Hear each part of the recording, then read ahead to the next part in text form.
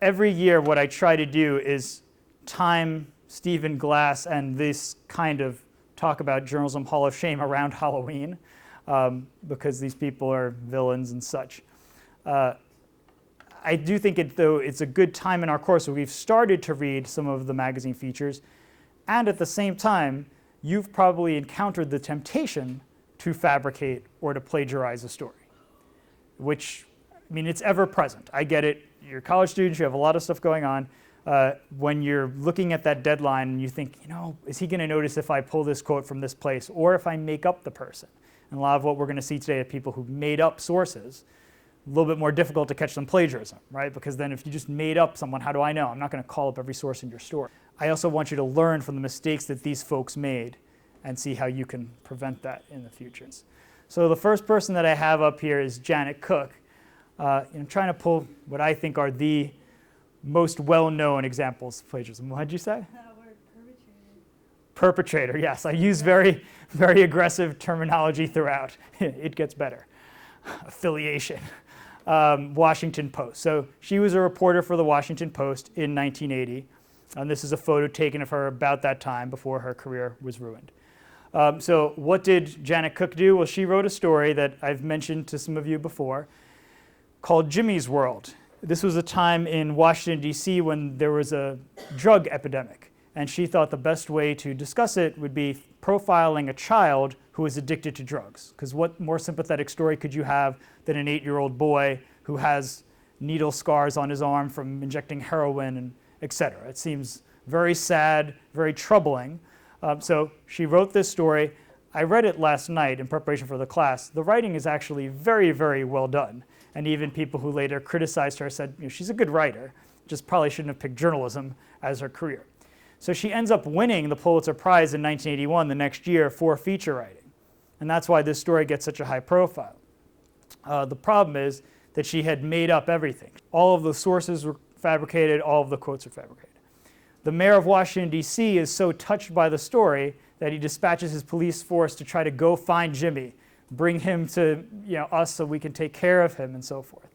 Of course, he never finds Jimmy because he doesn't really exist. She ends up returning the Pulitzer Prize because so much investigation is going into what she did wrong and whether these people really exist, and she resigns from the newspaper. All right. Now, this guy you probably don't know as well. The reason I include him here, his name is Rob Scavo, and his crime was with the Village Voice, although he also was a reporter at the New York Daily News when I was there. And so I include it just because that was when I was actually a news outlet when this was happening, and then you have everybody foaming at the mouth, upset because he calls the entirety of our reporting into question. Right? So that's why he's in there. So what did he do? Well, he wrote a story for the Village Voice, which is an alternate weekly in New York City. Does kind of funky reporting on music and culture and stuff if you haven't heard of it before. But he wrote a story about for-profit colleges called For-Profit Blues. And he totally fabricated this story of a student at Berkeley College who supposedly was $25,000 in debt and had trouble finding a job, a story that is very relatable, I'm sure, to people in this situation, even though you're at a public university, but still, tuition is expensive. You're worried about not getting a job when you graduate. He also invents this person who works for the US Government Accountability Office and has all these quotes to make this a very sympathetic kind of a story. All right. So in his case, like with fabricators, they end up usually getting away with it for a while because there's no one to complain. Berkeley and the government contact the Village Voice and say, those people didn't exist. We don't have a record of anybody with this name ever registered in our college at Berkeley.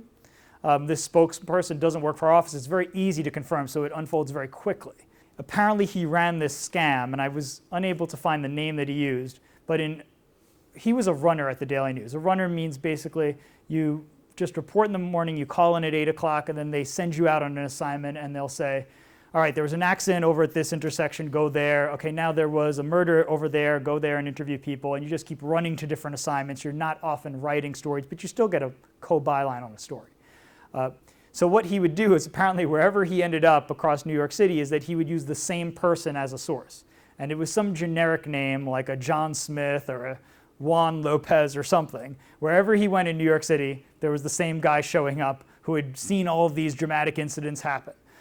And when it gets to that point, and I think it touches on what Carly was saying before about Jason Blair, it's almost like they're trying to get caught, or like they're throwing it in the face of the editors, like, you can't even catch it. I'm using the same name again and again, you can't even find it, right? So it's not even like they're trying to get away with it, they're just being so blatant about it and arrogant that makes you even angrier about what they're doing when we're trying to do it the right way, right? When so many of you are struggling to get sources and going out in bad weather and on weekends and nights to interview people and put this stuff together, staying up all night to write your story on deadline, and then these people are just making it up, right? So it should anger us.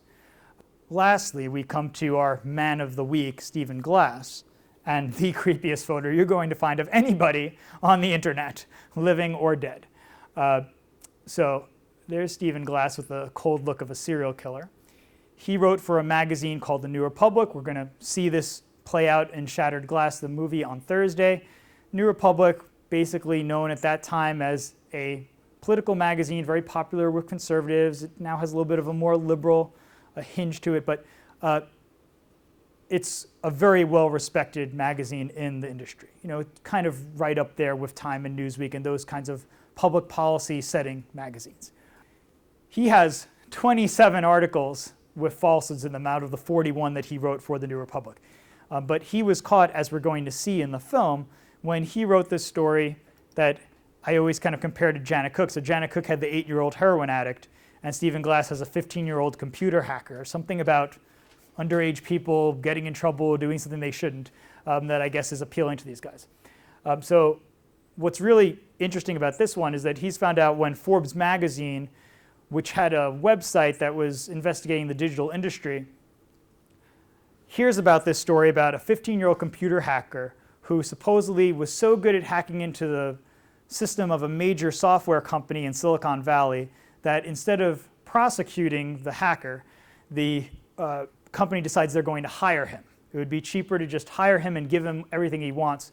You read Hack Heaven, or you were supposed to have read Hack Heaven, which is the story that he ended up getting in trouble for. So he invented the company. He invented the website. He went on AOL member profiles, if you remember AOL member profiles, and he said that this was the website of a major company. Can you imagine? He left fake voicemails. He had his brother posing as different people on the phone. I mean, the extent of this runs. And then you start to think, wouldn't it have been easier to actually report a story? Like, so that's the thing, is that it's not even sympathetic anymore, because it's not even like, well, you know, he's under a lot of pressure. It's just like he wants to get away with a crime, right? But reading these stories, what was your impression of the quality of the reporting? Was it engaging? And is it now shocking to find out that he was making everything up? Bethany? He goes along kind of like looking at both. Mm-hmm. Yes, the stories are very similarly structured. You have scenes at the beginning of both, right, with specific people involved. I mean, certainly in the Hack Heaven story, Ian Resto, we have age, we have things that are very engaging that I've been telling you to do in your features, right? You know, introduce us to a person very early on, have a specific name, have a quote, give age, give physical descriptions, color, draw us into the story. So in a lot of ways, if this did not end up being such an infamous piece of journalism, I'd say this is a great model for what you should do. But you know, now we know it's different. Tiffany? His downfall, you know, it shows that this issue is still going on. I think it depends on how do we react to this as journalists. Because part of the issue, and speaking to the journalists about Brian Williams, is that most people were like, meh, it's not a big deal. Everybody goofs. You know, and I don't want you to have that attitude about it.